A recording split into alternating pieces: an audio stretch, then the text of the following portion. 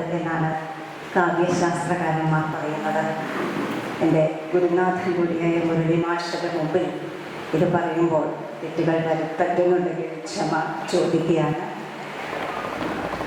അക്ഷരാർത്ഥത്തിൽ പ്രതിഭയും അറിവും സമ്മേളിച്ച കവിയാണ് ശ്രീ NKC മേക്കാട് എന്ന. അദ്ദേഹത്തിൻ്റെ കവിതകൾ ദൂരെ നിന്ന് ആസ്വദിച്ച ആ കാവ്യസബര്യ ദൂരെ നിന്ന് ആസ്വദിച്ചവർക്ക് പോലും മനസ്സിലാകുന്നതാണ്.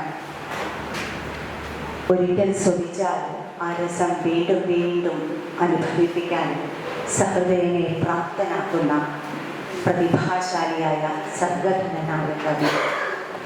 ശബ്ദജ്യോതിസിൽ അനന്തജ്ഞാനത്തിൻ്റെ വിരാട് രൂപം പ്രകാശിപ്പിക്കുന്ന മേൽപ്പത്തൂരിൻ്റെ ശ്രീമദ് നാരായണത്തിൻ്റെ ഭാവാർത്ഥതകൾ ഒട്ടും ചോർന്നു പോകാതെ വൃത്താനുവൃത്തം പരിഭാഷപ്പെടുത്തിയിരിക്കുന്നു ശ്രീ മേക്കാട്.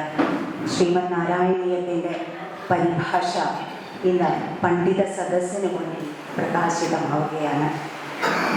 സാഹിത്യ പഠിതാക്കൾക്കും സാധാരണ ജനങ്ങൾക്കും ഒരുപോലെ ആസ്വാദ്യമാകും ഈ ഒരു കൃതി എന്ന് നമുക്ക് ഉറപ്പിച്ച് പറയാൻ കഴിയും. ഈ ധന്യമായ മുഹൂർത്തത്തിന് സാക്ഷ്യം വഹിക്കാൻ ഈ പണ്ഡിത സദസ്സിനെ, സഹൃദയ സദസ്സിനെ ഹാർദമായി ക്ഷണിക്കുകയാണ്.